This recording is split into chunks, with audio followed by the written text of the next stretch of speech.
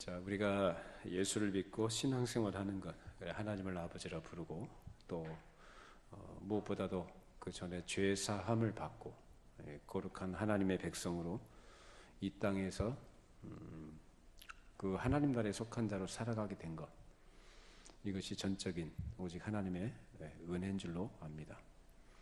그래서 이러한 현실 속에 있는 신자들을 성경에서는 새 사람이라 그렇게 얘기를 합니다. 그래서 이 새 사람 됨을 위해서 예수님께서 이 세상에 사람으로 오셨고 고난과 십자가의 죽으심, 그 대속 제물이 돼 주심으로써 우리의 생명의 근원이 되신 것이죠. 이제 그 진리와 생명이 되시는 예수 그리스도를 믿음으로써 하나님의 자녀가 된 사람들은 그 대속의 은혜를 힘입어서 하나님 앞에서 이제 도덕적으로 그리고 양심적으로 깨끗하게 살아야 됩니다. 바르게 살아야 됩니다. 그래서 예수 믿는 사람은 쉬운 말로 착해야 됩니다. 그래야 되겠죠. 예수 믿는 사람이 나쁘다 이런 평가를 들으면 그 어떻게 교회 역할을 제대로 하겠으며 그 세상에서 교회를 볼 때 어떻게 보겠습니까? 그래서 예수 믿는 사람은 누구한테 평가를 듣더라도 참 저 사람은 참 좋은 사람이구나, 참 괜찮은 사람이네, 내가 좀 가까이 하고 싶다, 그런 사람으로 평가를 좀 받을 수 있어야 합니다. 그러니까 예수 믿는 믿음 얘기하니까 뭐 예수 믿으면 되는 거지, 예수 믿고 죄 사함 받아서 이제 천국 가는 그런 확신을 갖게 됐으면 되는 거 아니냐, 이렇게 생각하는 분들이 계시는데 그것도 좋은데 그 믿음이 참된 것이라고 한다면, 그래서 자기가 그렇게 확신 가운데 있다고 한다면 그 확신이 자신이 가지고 있는 확신이 참되다는 것이 무엇으로 나타나야 되느냐면 사람들에게도 인정을 받는 그런 부분들로 나타나야 하는 것이 사실 맞습니다. 그런데 그렇지 못한 부분들이 사실 우리에게 어떤 결함적인 부분들로 나타나기도 하고 이 땅의 운동이 그리고 완전하지 않기 때문에 그래서 참 못난 모습들이 드러나기도 합니다. 그래서 우리에게 필요한 것이 뭐냐면 하나님의 말씀을 계속 듣고 배워가면서 성령께서 우리를 감화하시고 우리 속사람을 새롭게 해나가시는 이런, 그래서 이것을 구원을 이루어간다, 그 현재적인 구원이다 이렇게 얘기합니다만은 천국 가는 그날까지 이 세상에서 천국에서의 생활에 합당한 자로서 다듬어지는, 그 천국 생활에 합당한 자로서 준비되는 그러한 길을 걸어가는 것이 신자들의 삶이라고 할 수 있습니다. 이걸 놓치고 전혀 믿음과 어떤 삶의 어떤 행위적인 부분들을 별개로 생각하게 되면은 그 신앙이라는 것도 참 건전하지 못한 것이고 구원 얻는 믿음에 근거한 그 삶의 확신이라고 할 수도 없습니다, 사실은. 그래서 성경이 가르치는 것이 무엇인지를 잘 배우고 그것을 깨닫게 하시는 대로, 그래서 성령께서 우리를 도우시고 인도하시는 대로 내가 그것을 힘입어서 그렇게 힘써 살아야 하는 것입니다. 그것이 우리에게 성경이 가르치는 거거든요. 이걸 놓치시면 안 되는 겁니다. 자, 그것이 바로 예수 믿는 신자로 살아가는 것인데, 하나님을 경외하고 이웃을 사랑하는 이것이 사람으로서 마땅히 행할 본분이라는 것을 명심하면서 도덕적인 책임의식을 가지고 살아가야 합니다. 자, 첫 번째, 하나님을 뭐라고요? 경외하고 이웃을 어떻게 해요? 사랑하는 것. 이거 세상에서 가르칩니까? 전혀 가르치지 않죠. 세상에서 가르치는 이웃 사랑이라는 것은 얘기합니다. 그런데 성경에 말하는 이웃 사랑하고는 개념 자체나 그 성격 자체가 완전히 달라요. 그래서 이것은 오로지 새 사람들에게만 해당이 되는, 그리고 새 사람만이 할 수 있는 그러한 영역입니다. 근데 세상에 속한 사람들은 도무지 알지도 못하고 할 수도 없는 그런 일들이죠. 그래서 새 사람으로서 우리가 산다는 게 뭐냐? 내 마음속에 있던 탐심들, 욕심이라고 하죠. 그 욕심과 그리고 자기중심적인 그런 아집과 태도, 이런 것들을 버리고 이제 새 사람의 마음을 가지고 하나님께서 나를 은혜로 구원해 주셨지. 그 은혜가 무엇인지를 아는 겁니다. 그래서 그 은혜를 입은 그 사람답게 이제 거룩하신 하나님을 내 아버지라 인정하고 고백하고 부르며 의지하는 사람답게 그 자비로우신 하나님께서 가지고 계신 또 나를 향해 가지고 계신 그 뜻이 무엇인지를 생각하면서 하나님께서 우리 주신 계명의 준칙대로 계명을 내 마음에 두고 우리에게 계시해 주신 그 말씀을 가지고 우리 자신을 다스려 나가면서 통제해 가면서 절제하면서 그 계명을 따라 살아가는 것이 되어야 한다는 것입니다. 그래서 이런 일들은 사람이 마음밭이 좋아야 됩니다. 여러분 모두 다 마음밭이 좋은 분들 되기 바랍니다. 마음밭이 안 좋으면 하나님의 말씀이 아무 그 사람에게는 열매로 나타나질 않아요. 그래서 마음밭이 좋게 되는 것은 물론 성령께서 우리를 거듭나게 하시고 또 우리를 감화하시고 우리를 주장하시는 것으로 표현된, 그래서 우리를 그렇게 인도해 가시는 가운데서 우리가 그렇게 되는 것이긴 하죠. 자, 그런데 또한 그것이 은혜로 되어지는 것이라고 할 때 인간의 책임적인 측면도 성경은 항상 우리에게 같이 동시적으로 얘기합니다. 동시적으로. 그러니까 우리의 책임이라는 부분을 우리 간과하면 안 되는 거죠. 여러분, 예수님께서 씨 뿌리는 비유를 말씀하셨는데 그 씨 뿌리실 때 그 마음밭으로 얘기하자면 몇 가지 마음밭이 나옵니까? 네 가지죠. 하나는 길가, 하나는 돌밭에, 하나는 가시떨기, 하나는 좋은 밭이에요. 그러면 떨어진 씨는 각기 다른 씨일까요? 똑같은 씨일까요? 똑같은 씨죠. 똑같이 생명이다 그 말이에요. 생명이 있는 씨앗이다 그 말입니다. 그런데 어떤 밭에서만 좋은 열매를 맺습니까? 좋은 밭에서, 좋은 밭에 떨어진 씨앗이 뿌리를 내리고 싹이 나면서 점점 자라서 많은 열매를 맺습니다. 이런 걸 보면 우리가 신앙생활을 하면서 그리고 이 세상의 교회가 존재한 이후로 모든 시대와 모든 상황들 속에서 하나님의 말씀은 한결같이 그 시대의 정황과 상황에 맞는 말씀으로 전달이 됐고 선포가 됐습니다. 뿌려졌다 그 말입니다. 그런데 그 비유를 보면 뿌려진 씨앗이 열매를 맺지 못하는 그런 비율이 훨씬 높죠. 그렇지 않습니까? 세 군데 떨어진 것은 아무 의미가 없는 거예요. 한마디로. 한 군데 떨어진 것만 의미가 있는 결실을 맺습니다. 저는 여러분들이 그런 좋은 밭으로 열매를 맺기를 바랍니다. 좋은 밭이 되는 것이 하나님의 은혜로 되어지는 것이고 그 은혜로 된 것이 무엇인지 아는 사람은 또 자기가 자기 자신을 하나님의 말씀으로 또 그렇게 순종을 애를 씁니다. 말씀을 따라가려고.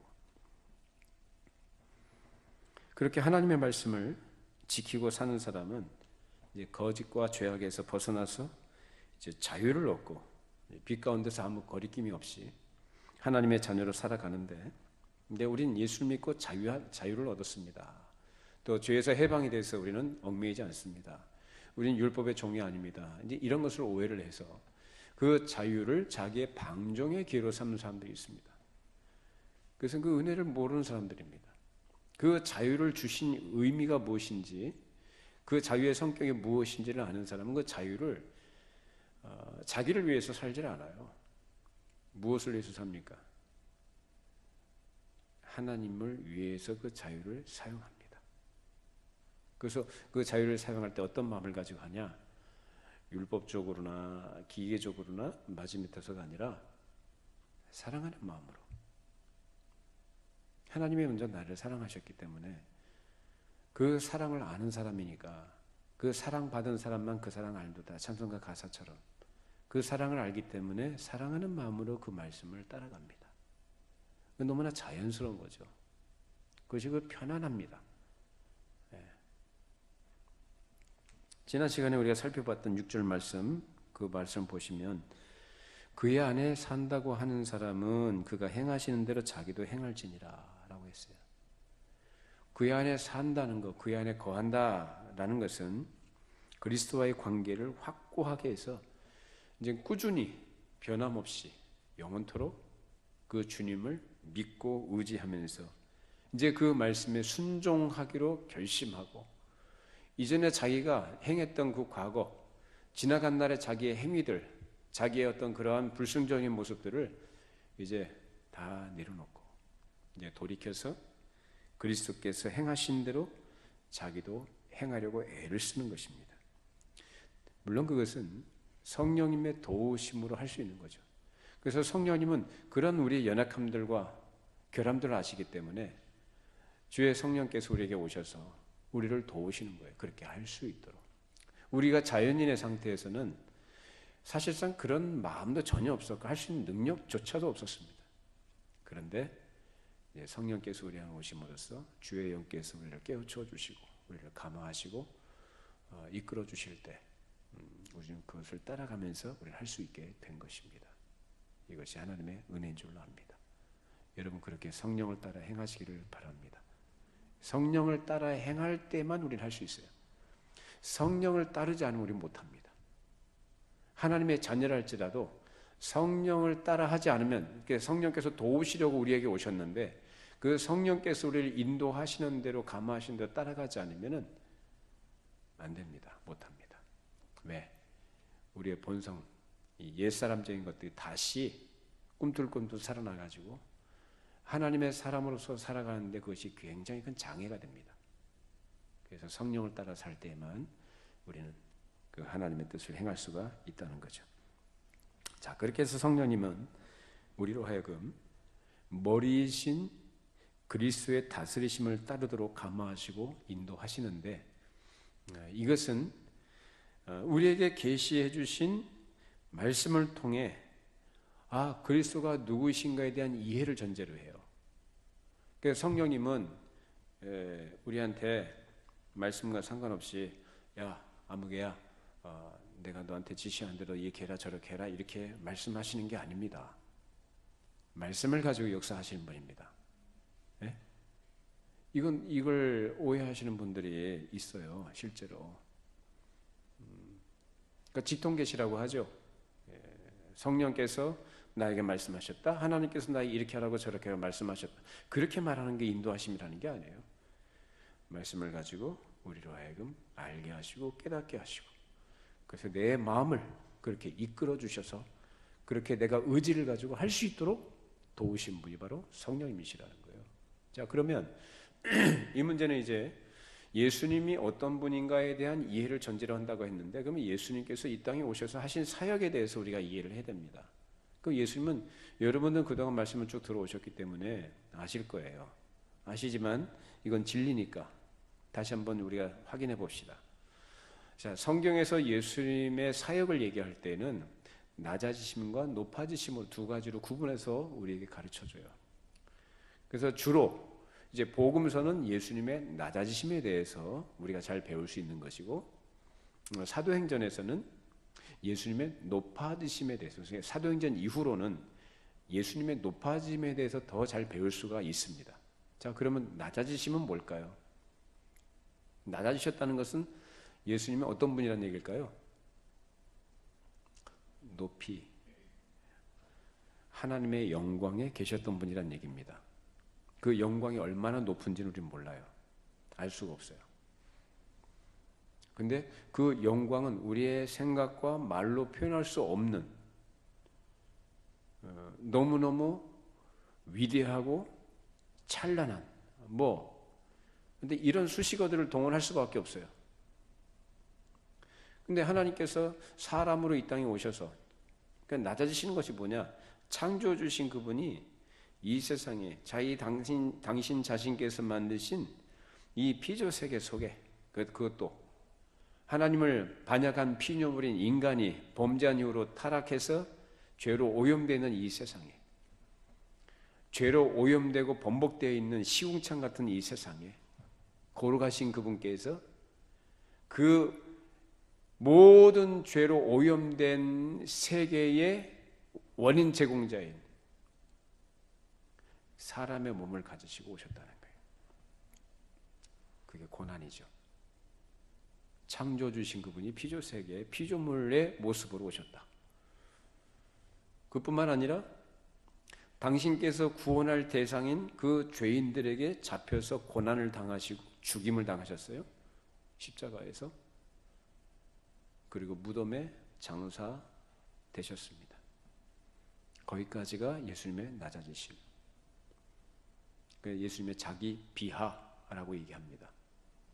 그럼 예수님이 높아지신 것, 승귀라고 하는데, 예수님의 높아지심은 이제 그 죽음으로부터 사흘 만에 그 죽음의 권세를 깨뜨리시고 부활하심으로, 그리고 또 승천하셨고 하나님 보좌 우편에 앉아 계신으로 표현된 영광을 얻으신 것까지.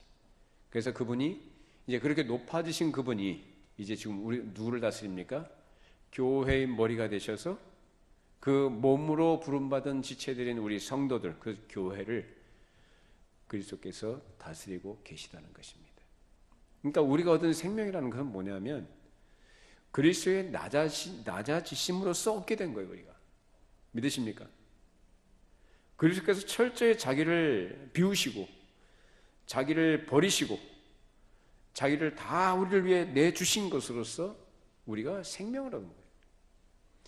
그렇게 얻은 거라고요, 생명이. 예? 그냥 은혜 그러니까 구원, 믿음 자꾸 뭐 이렇게 얘기하니까 그냥 마치 우리는 그게 당연한 것처럼 생각되지만은 이것은 그런 성격이 아니에요. 그렇게 예수님 자신께서 우리를 위해 다 내주신 것으로서 우리가 생명을 얻었다. 그 생명 얻은 자들을 이제 그의 교회로 부르셔서 머리 대신 그리스도를 섬기는 위치에 이 영광의 자리에 우리를 있게 하셨다는 거죠.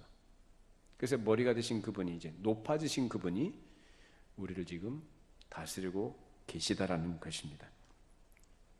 오늘 본문에서 그 다스리시는 통치를 받고 살아가는 신자들이 어떻게 살아가야 되느냐라는 걸 가르칩니다. 자, 7절, 8절 말씀 읽어보시죠. 7절, 8절 읽어봅니다. 사랑하는 자들아, 내가 새 계명을 너희에게 쓰는 것이 아니라 너희가 처음부터 가진 옛 계명이니 이 옛 계명은 너희가 들은 바 말씀이거니와 다시 내가 너희에게 새 계명을 쓰노니 그에게와 너희에게도 참된 것이라. 이는 어둠이 지나가고 참빛이 벌써 비침이니라. 뭘 하라고 합니까?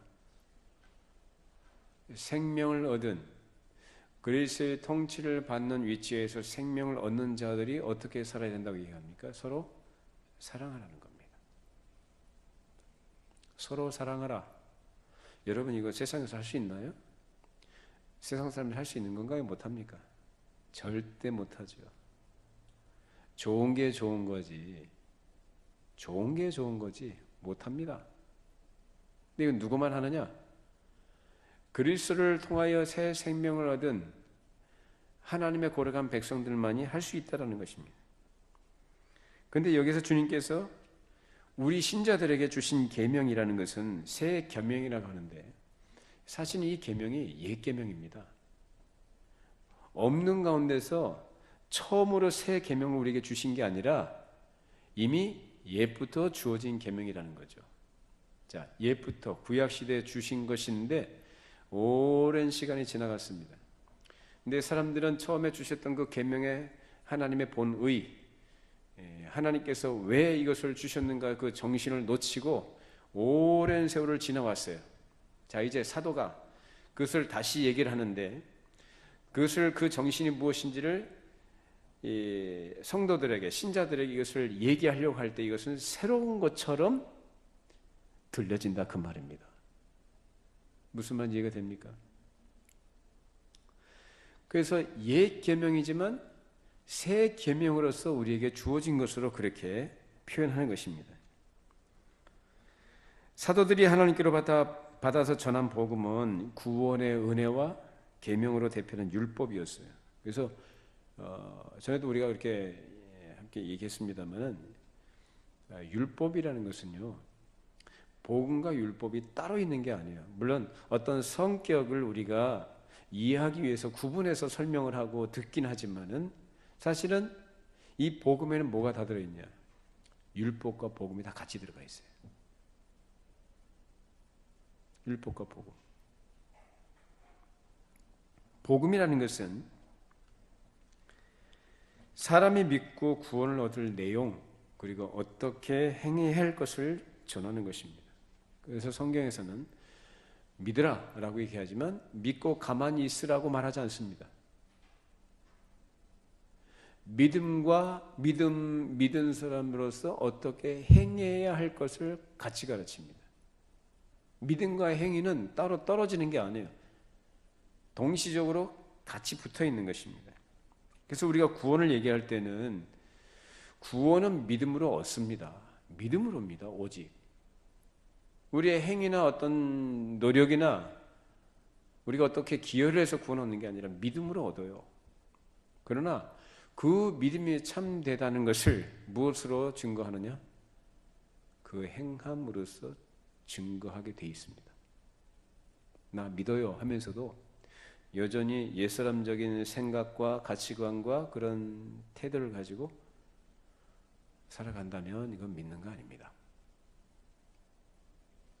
믿음과 행함은 균형을 이루어야 돼요. 같이 가야. 그래서 이 믿음과 행함이라는 것 중에서 어느 건 하나도 빠진다면 그것은 성경이 말하는 구원 얻는 믿음이 아니고 복음도 아닙니다. 그래서 사람이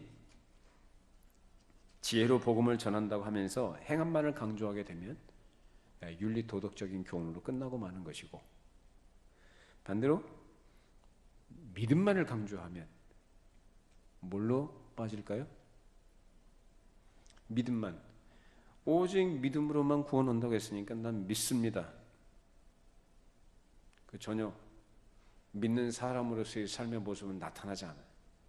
그런 사람들이 빠지는 길이 어디냐면 도덕 폐기론자들, 도덕률 폐기론자들, 율법 폐기론자들, 무율법주의자들, 믿음 절대주의 또는 이것을 신앙주의라 이렇게 얘기도 합니다. 그냥 오직 믿음만 얘기하는, 오직 신앙만. 근데 성경적이지 않습니다. 성경은 항상 믿음과 행함의 균형과 조화를 얘기합니다. 사도 요한이 여기서 복음이 전파된 처음부터 계명이 전해졌다고 했는데, 그런 의미에서 그가 전한 것은 옛 계명이죠. 새 계명이 아니에요. 근데 그 계명의 내용이 뭐냐면 서로 사랑하라는 거. 그러면 서로 사랑하라는 것은 이 사도 요한이 처음 얘기한 겁니까? 언제부터 있었습니까? 이웃을 사랑하라는 것이 어디부터 있었던 거예요? 구약 시대부터 있었죠. 구약 시대부터. 그래서 복음의 시초부터 전파된 것이었고 사도들이 부지런히 이것을 가르친 것입니다. 그리고 구약 시대부터 전해져 내려온 것들이, 그리고 사도들이 그것을 다시 얘기하는 이것이 본질적으로 다른 게 아니라 같은 거예요. 그것을 너무나 그동안 사회 시간이 너무 길었던 거죠. 놓치고 살았던 이 부분들이. 그러니까 사도들이 그것을 다시, 그 정신을 다시 되살려서 가르쳐주는 겁니다. 그것을 새 계명으로 표현하는 것뿐입니다.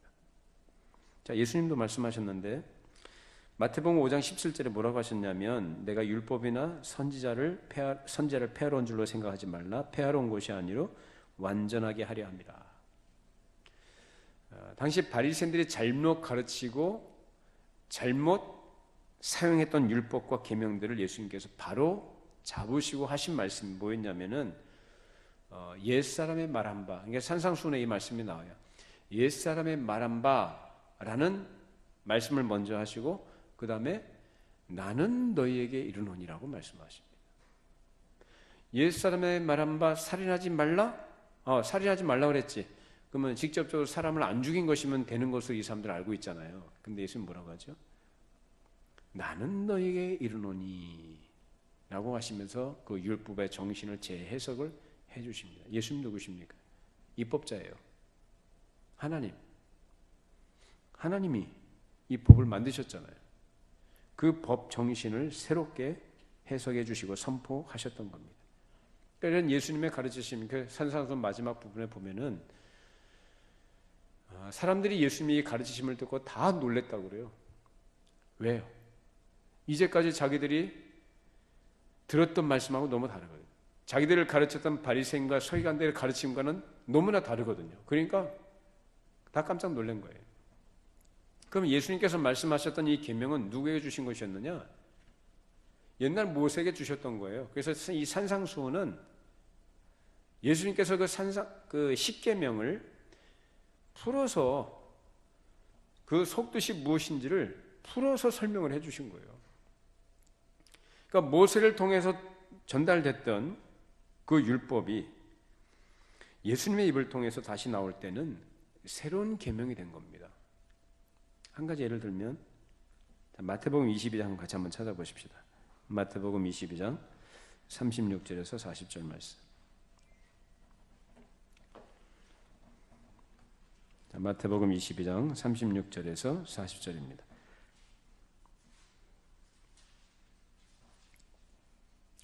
자, 같이 함께 읽어보시죠. 마태복음 22장 36, 40절. 선생님, 율법 중에서 어느 계명이 크니까? 예수께서 이르시되 내 마음을 다하고 목숨을 다하고 뜻을 다하여 주 너의 하나님을 사랑하라 하셨으니 이것이 크고 첫째 되는 계명이요 둘째도 그와 같으니 네 이웃을 내 자신같이 사랑하라 하셨으니 이 두 계명이 온 율법과 선지자의 강령이니라. 한 율법사의 질문에 대해서 예수께서 대답해 주신 겁니다. 뭐가 크냐? 하나님 사랑, 이웃 사랑. 이것이 온 율법과 선지자의 강령이다. 자, 모세 율법에 있는 600개가 넘는 이 법조문을 하나의 큰 강령으로 묶어서 통일시켜 주심으로써 그들이 놓치고 있었던 법정신이 살아나도록 하셨습니다. 그리고 친히 그 몸으로 제자들에게 하나님의 사랑을 나타내시면서 새 계명을 주셨어요. 자, 요한복음으로 넘겨보십시다. 요한복음 13장입니다.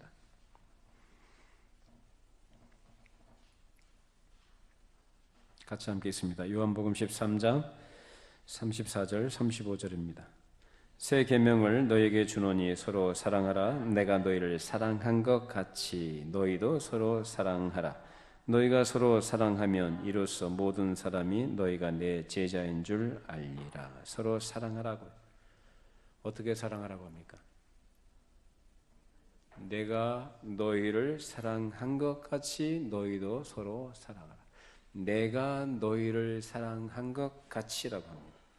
어떻게 사랑하셨습니까? 예수님이. 예수님께서 성부 하나님을 사랑하시고 우리를 사랑하심으로써 십자가에 죽으셨습니다. 하나님께 순종하신 것이었고 그렇게 십자가에 죽기까지 복종하심으로써 율법을 완성하셨는데 결국 예수님께서 그렇게 하신 것은 뭐였냐면 사랑이었다라는 거예요. 그 사랑이 뭐냐? 율법의 완성이다라는 거예요. 고린도전서 13장에 보면 사랑장이라고 하죠. 사랑이 없으면 내가 아무것도 아니다. 뭐 능력을 행하고 무슨 열정을 가지고 있고 뭐 큰 일을 행하고 뭐 자기 자신을 심지어는 불살하게 내어줄지라도 사랑이 없으면 아무것도 아니다. I am nothing. 아무것도 아니다. 그래서 사랑이 율법의 완성이라고 합니다. 이렇게 예수님께서 하나님의 사랑을 나타내시고 온 율법을 다 지키시고 아버지께로 가셔서 믿는 자들에게 성령을 보내시고 참 생명을 주셔서 이제 그 생명을 얻은 자들로 하여금 자기를 부인하고 그리스도의 뒤를 따라 새 계명을 지키고 살도록 하신 것입니다. 그래서 주님께서 산상수훈에서 가르치신 것은 분명히 이스라엘 백성들이 모세를 통해서 받은 옛 계명이었어요. 물론 우리가 그 계명을 무시하거나 버려서도 안 됩니다. 그 옛 계명 하나님을 사랑하고 이웃을 사랑하라는 것이죠. 우리가 그것을 버리거나 무시해서 안 됩니다. 모세에게 주신 거 아니냐? 아니죠. 그 정신은 동일한 거죠. 자, 근데 그보다 더 나아갑니다. 자, 모세에게 주신 계명을 우리가 지키고 살아야 되는 것으로 우리는 그대로 받아야 됩니다. 자, 그런데 예수님께서 친히 내가 너희를 사랑한 것 같이 너희도 서로 사랑하라고 친히 말씀해 주셨기 때문에 내가 내 이웃을 사랑하되 그리스도의 사랑이 내 마음에 있어서 그 그리스도의 사랑으로 이웃을 사랑해야 합니다. 구약시대 성도들은 그렇게 할래 할 수가 없었죠. 왜 못합니까? 구약시대 그리스도의 사랑을 알았습니까? 몰랐습니까? 몰랐죠. 그 은혜를 입었어요? 안 입었어요? 그 은혜를 입은 경험도 없어요. 그러니까 그렇게 할 수가 없는 거예요. 그러니까 모세를 통해서 주신 율법대로 이웃을 내 몸과 같이 사랑하라. 그 정도 수준에서 그것만 해도 잘하는 거죠. 근데 그것도 못했잖아요. 근데 예수님 뭐라고 하셨어요? 내가 너희를 사랑한 것 같이 너희도 서로 사랑하라. 그것은 곧 그리스도의 사랑이 우리 마음에 있어서 그 마음을 가지고 이웃을 사랑하라는 것입니다. 이제는 내 생명의 질이 변하고 내 사랑의 질도 변한 거죠. 전에는 내 이웃을 내 몸과 같이 사랑하라고 하셨으니까 자기를 사랑하듯이 이웃을 사랑해야 했습니다. 물론 그것이 오늘날 진리긴 합니다만은 이제 내가 그리스도께서 나를 어떻게 사랑하시는가를 내가 알고 그래서 내가 나를 사랑하는 것도 이전과는 전혀 다르다. 예수를 모르는 사람이 자기를 사랑하는 것과 예수를 아는 사람이 자기를 사랑하는 것은 다릅니다. 여러분 자신을 사랑하십니까? 자기를 부인하라니까 미워하는 게 맞나요? 아니죠. 내가 나를 사랑하니까 내가 나에게 필요한 것들을 필요를 채워나가기도 하고 그것을 소비하기도 하고 무엇을 이루려고 하기도 하지 않습니까? 근데 예수 믿기 이전에 사람이 자기를 사랑하는 거하고 예수를 믿고 예수를 아는 사람이 자기를 사랑하는 것은 본질적으로 달라요. 너희가 먹든지 마시든지 무엇을 하든지 다 하나님의 영광을 위해서 하라고 합니다. 우리가 살아도 주를 위하여 살고 죽어도 주를 위하여 죽나니 우리가 사나 죽으나 다 주의 것이로다. 그게 다른 거죠. 내가 주님의 소유라는 것을 알고 주님께서 나를 그의 거룩한 성전으로 삼아주셨기 때문에 내가 나를 또한 귀하게 여기고 소중하게 여기면서 다듬어 가는 거죠. 그렇기 때문에 예수 그리스도의 사랑을 아는 사람이 이웃을 사랑하는 것은 그리스도를 모르는 사람이 이웃을 사랑하는 것과 같을 수가 없습니다. 그리고 내 이웃이라는 것도 내가 어떤 사람을 내가 섬겨야 되겠다. 내가 어떤 사람을 내가 지목을 해서 어떤 특정한 사람을 내가 내 이웃으로 내가 결정하는 게 아니고 선한 사마리아인의 비유에서 예수님 말씀하신 바와 같이 거기에서 사마리아인이 강도 만난 사람을 지목하거나 만나고 싶어 하거나 결정해서 이웃으로 섬긴 거 아니죠. 어디서 만나게 돼요? 길에서 만나잖아요. 그 유대인이 강도들에게 음신 들겨 맞고 있는 돈을 다 뺏겨서 이제 죽어간단 말이에요.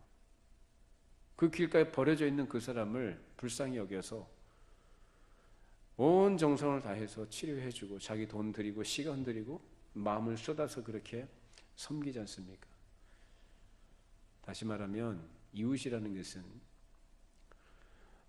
내가 어떤 사람에 대해서 편견을 가지고 있거나 어떤 선입견을 가지고 취사 선택해서 내가 저 사람을 사랑했다고 할 수 있는 그런 게 아니고 하나님께서 인도하셔서 만나게 하신 그 사람. 그 사람이 누구든지 간에 그렇게 인도하셔서 만나게 된 그 사람이 내 이웃이다 그 말입니다. 그 이웃을 사랑하라고요. 어떻게 사랑하라고 합니까? 내가 너희를 사랑한 것 같이 너희도 서로 사랑하라 라고 말씀하십니다. 이거 누가 할 수 있다고 그랬어요? 예수 그리스도를 통하여 죄 사함 받고 하나님의 자녀가 된 새 사람, 하나님 나라 백성, 하나님을 아버지라 부르는 그 자녀들만이 할 수 있는 겁니다. 그래서 우리의 연약함들이 있어서 부족함들이 있죠.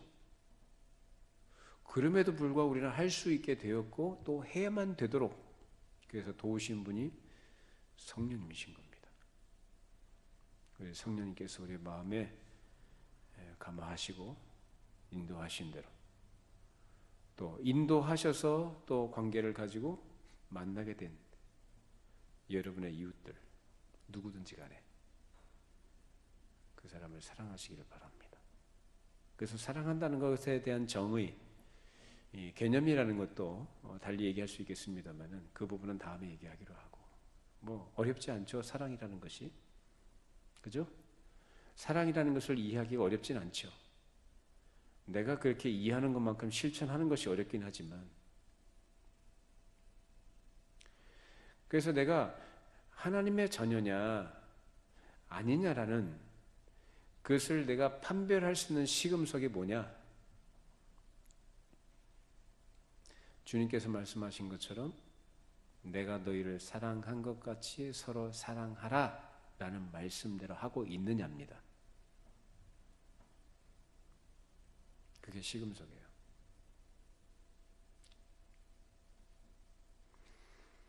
그렇기 때문에 빛 가운데 들어온 하나님의 백성된 신자들은 새 계명을 지키고 서로를 사랑해야 합니다. 그것이 우리의 삶의 준칙인 것입니다.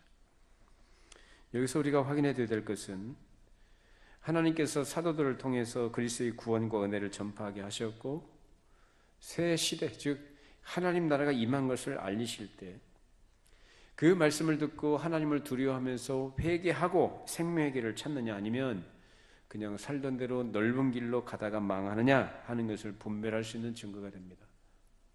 세례 요한이 예수님의 길을 예비하는 자로 먼저 와서 외쳤던 복음이 뭡니까? 회개하라, 천국이 가까이 왔다라고 했습니다.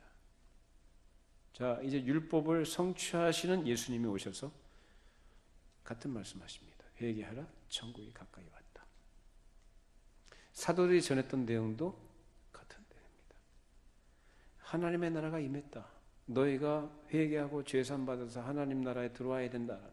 구원을 받으라는 거예요. 그러니까 이제까지 너희가 살던 그 길, 너희들이 고집했던 그런 아집들, 옛사람에 속한 그런 욕심들과 자기중심적인 이기적인 것들, 이 추한 것들, 그걸 다 버려라. 우리가 다 그랬던 자들 아니냐? 그러나 이제 새 나라가 도래했다라는 거예요. 그 나라에 들어가는 사람들, 우리를 하나님께서 부르시는데 그 나라에 들어갈 전에 회개하라는 거예요. 회개하고 돌이키는 사람의 분명한 가늠자 역할을 하는 게 뭐냐? 내가 이웃을 사랑하느냐라는 문제입니다. 그래서 그 부분에 대해서는 가늠자 역할하는 부분에 있어서 9절부터 12절까지 그걸 얘기하고 있는데 다음 시간에 그것은 이어서 살펴보도록 하겠습니다. 오늘 말씀 정리하고 마칩니다. 우리가 하나님의 자녀로 부름받아서 예수 믿는 사람, 또 교회에 속한 사람, 또 소위 말하는 기독교 신자라고 할 때 그 신자됨의 분명한 표, 그것이 뭐냐? 서로 사랑하는가? 그것이 삶의 준칙을 따라 그렇게 살아가고 있느냐, 계명을 따라가고 있느냐라는 거예요. 우리가 돌이켜 봐서 좀 모자란 부분이 있고 미처 생각하지 못하고 놓치고 있던 부분이 있었다면 오늘 말씀 듣고 우리가 기도하면서 다시 한번 좀 점검하시고 내 이웃을 또 나에게 인도해 주시고 만나게 하신 이웃들을 주님께서 가르쳐주신 그 계명을 따라 서로 사랑하는 길로 우리가 다 나갈 수 있기를 바랍니다. 기도하겠습니다. 거룩하신 하나님,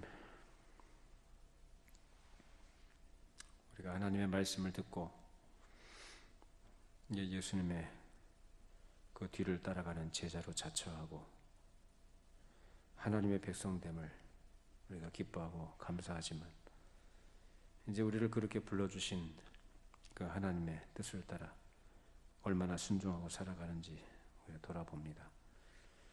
오늘 말씀을 통해서 새 사람으로 우리에게 요구되는 새 계명으로 서로 사랑하라는 말씀을 생각해 보았는데, 하나님, 우리의 삶에 참으로 많이 부족한 부분들이 있는 것을 우리가 또 발견하고 우리가 아버지 앞에 은혜를 구합니다. 우리의 결함들과 모자람들 주님 불쌍히 여겨주셔서 주님의 사랑을 더 깊이 알게 해주시고, 주님께서 우리에게 본을 보여주신 것처럼 말씀하시고 명령하신 것처럼 서로 사랑하는 우리 교회 모든 식구들이 되게 하여 주시옵소서.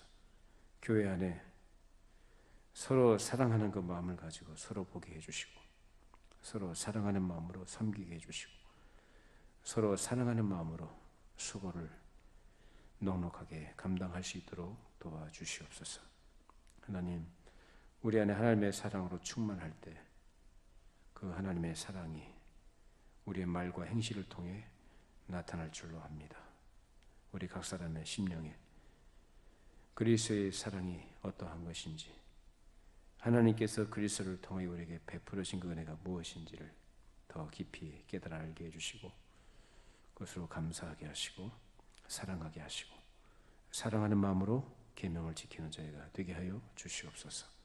예수님의 이름으로 기도합니다. 아멘.